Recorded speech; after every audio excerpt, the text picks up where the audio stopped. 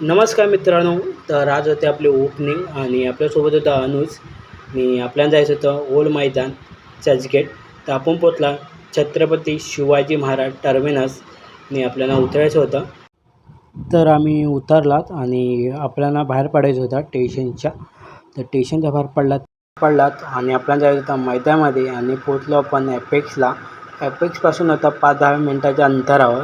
तर आपण पोचलात मैदानामध्ये आणि आपल्याला भेटला दादा आणि हार फुलं वगैरे आपल्याकडे होते आणि बहुतेक जण पोरं आले होते आणि आपण पुन्हा एकदा 4 महिन्याने आलो मैदानामध्ये आणि सगळे आज ओपनिंग होती सगळ्यांची. बहुतेक जणांचं